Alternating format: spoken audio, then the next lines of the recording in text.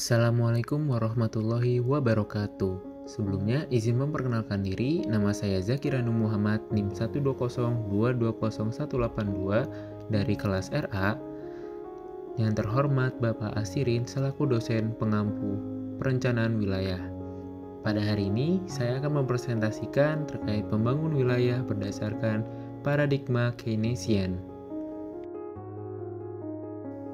Sejarah perkembangan teori Keynesian pada pembangunan wilayah dan para tokoh pendukungnya. Yang pertama ada John Maynard Keynes. Adalah berbagai teori makroekonomi tentang bagaimana dalam jangka pendek dan terutama selama resesi output, pendapatan ekonomi suatu wilayah sangat dipengaruhi oleh permintaan agregat baik dari dalam wilayah maupun dari luar wilayah. Ekonomi Keynesian umumnya berpendapat bahwa permintaan agregat berfluktuatif dan tidak stabil. Ekonomi pasar sering mengalami hasil ekonomi makro yang tidak efisien, bahwa ini dapat dikurangi dengan melakukan responden dengan investasi pemerintah atau kebijakan ekonomi, khususnya tindakan kebijakan moneter oleh bank sentral dan tindakan kebijakan fiskal oleh pemerintah yang dapat membantu menstabilkan output selama siklus bisnis.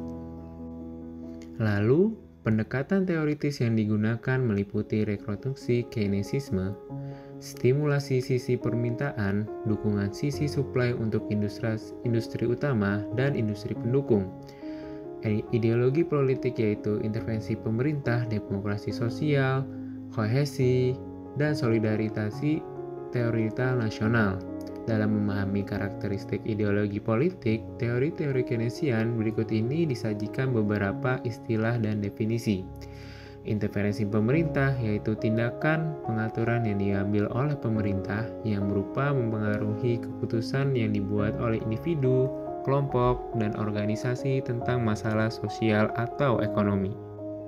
Demokrasi sosial adalah gagasan bahwa negara perlu memberikan keamanan dan kesetaraan kesempatan bagi rakyatnya dan harus secara aktif menata ulang masyarakat dengan cara yang kondusif. Kebijakan kohesif adalah kebijakan dengan tujuan meningkatkan kesejahteraan ekonomi wilayah untuk mengatasi kesenjangan wilayah. Kebijakan kohesi adalah strategi suatu negara untuk meningkatkan dan mendukung perkembangan harmonis secara keseluruhan dari wilayah tersebut. Beberapa teori-teori yaitu pokok pemikiran Keynesian. Yang pertama adanya teori basis ekspor yang menekan pada sisi permintaan, yang artinya perbedaan pertumbuhan wilayah yang ditentukan oleh perbedaan wilayah dalam pertumbuhan ekspor barang dan jasa yang dijual di luar wilayah atau luar negeri. Lalu ada teori kutub, yaitu perkembangan ekonomi wilayah yang akan memusat atau mengkutub di suatu wilayah yang memiliki aglomerasi, industri pergerakan perekonomian wilayah, atau industri yang memiliki efek penggadangan keterkaitan ke belakang maupun ke depan. Lalu ada teori sirkular dan kausal kumulatif, yaitu dua teori yang terkait penjelasan kesenjangan wilayah. Yang pertama, teori Mydral yang mengambil cara pandang dari Keynesian dan institusionalisme, atau dengan kata lain Mydral menjelaskan kesenjangan wilayah dengan memasukkan faktor-faktor ekonomi kesenjangan wilayah dengan memasukkan faktor ekonomi dan non-ekonomi. Kedua teori ini menjelaskan hanya dari sisi faktor ekonomi. Gunnar Mydral mengklaim bahwa teori ini menyatakan bahwa proses pertumbuhan wilayah cenderung terjadi secara melingkar dan kumulatif terkumpul pada suatu wilayah. Lalu, pada teori sirkular dan kausal kumulatif terdapat diagram yang menunjukkan bahwa kemiskinan dan keterbelakangan secara historis dikaitkan dengan 6 faktor. Faktor-faktor ini yang termasuk dengan pendidikan dan pekerjaan, kepercayaan dan jaringan, prasangka dan diskriminasi, kebiasaan norma dan adat istiadat, nutrisi dan psikologis, serta pendapatan dan kekayaan. Pada selanjutnya terdapat dua diagram yang menunjukkan bagaimana permintaan adalah inti dari masalah dan bahwa itu saling bergantung dengan penawaran. Oleh karena itu, permintaan dan penawaran saling bergantung secara sistem dan bukan analisis supply demand biasa atau bukan analisis ortodoksi, independen, dan dependent. Tingkat pendapatan domestik yang kuat mengacu produktivitas yang memangsa ekspor neto, terutama jika sistem keuangan internasional stabil dan produktif daripada terlalu spekulatif. Secara ringkas, pokok pemikiran Keynesias dalam pembangunan wilayah antara lain teori-teori Keynesias yang menjelaskan alasan mengapa kesenjangan pertumbuhan wilayah tetap terjadi dan bahkan direproduksi, model Keynesias yang berfokus pada peran permintaan daripada penawaran dalam menjelaskan pertumbuhan suatu wilayah. Lalu, menurut teori Keynesias, pasar bebas dilihat sebagai suatu yang berpotensi meningkat kesenjangan daripada mengurangi kesenjangan ekonomi dan sosial antar wilayah. Menurut teori ini juga, pada perekonomian pasar bebas terjadi aglomerasi industri yang mengarah pada konsentrasi kumulatif modal, tenaga kerja, dan output wilayah tertentu dengan mengorbankan wilayah yang lainnya. Lalu, untuk penyebab kesenjangan wilayah, yaitu adanya deregulasi dari liberasi pasar, kelemahan struktural, investasi yang rendah, perpindahan modal yang terus-menerus dari wilayah miskin ke wilayah yang maju, lalu ketidakcukupan partisipasi pemerintah dalam pembangunan wilayah. Adanya definisi pembangunan wilayah dan kebijakan pembangunan wilayah dengan pendekatan Keynesias. Secara umum mendefinisikan pembangunan wilayah adalah upaya yang memerlukan intervensi pemerintah atau upaya pembangunan yang tidak dilepas pada mekanisme pasar.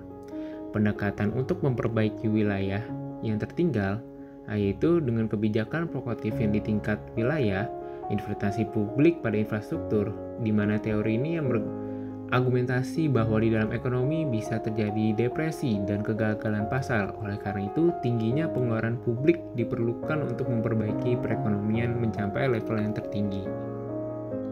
Pada kebijakan wilayah, kebijakan pembangunan wilayah untuk mengatasi kesenjangan antara wilayah, menurut teori Keynesias antara lain bantuan untuk wilayah secara efektif, wilayah yang memiliki standar hidup yang rendah, kawasan tertentu yang perlu dibangun yang membutuhkan bantuan. Adanya bantuan otomatis atau subsidi modal dan tenaga kerja secara otomatis. Dan ini adalah bantuan finansial yang diberikan kepada perusahaan-perusahaan jika perusahaan menetapi wilayah yang tidak unggul atau wilayahnya yang mengalami permasalahan ekonomi. Adanya desentralisasi kewenangan dalam meregenerasi ekonomi wilayah dari nasional ke pemimpin-pemimpin dan lembaga-lembaga di tingkat subnasional.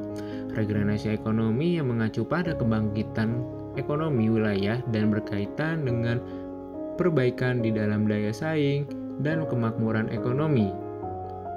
Regenerasi ekonomi juga yang bertujuan untuk memperkuat ekonomi dan menciptakan kesejahteraan dengan mengatasi ketidakadilan pekerjaan, istilah yang digunakan untuk peningkatan penciptaan lapangan kerja.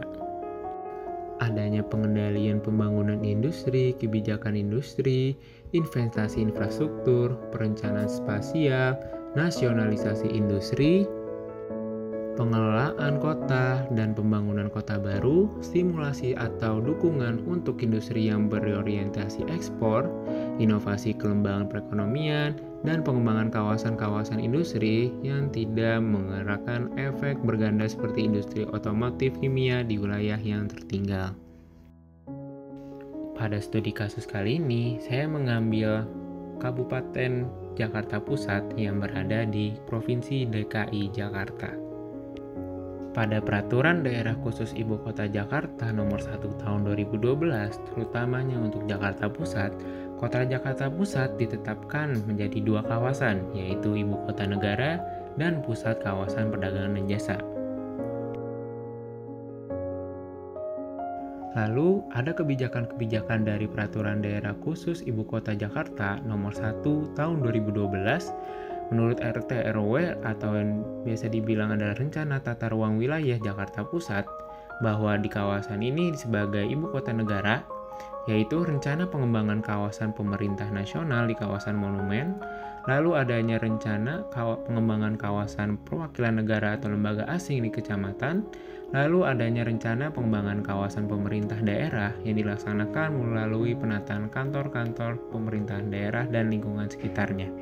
Lalu, untuk kebijakan kawasan perdagangan dan jasa yang ada di Kota Jakarta Pusat, adanya pembangunan kembali dan perbaikan lingkungan fasilitas perdagangan dan jasa dalam menyediakan ruang bagi pengusahaan ekonomi lemah, lalu adanya pembangunan kembali fasilitas perdagangan dan jasa dalam peningkatan sarana parkiran, serta penyediaan sarana dan sarana pejalan kaki, peremajaan pasar, pengembangan fasilitas perdagangan dan jasa, dan pengembangan pusat perdagangan dan jasa berwawasan lingkungan dan menyediakan fasilitas umumnya yang memadai.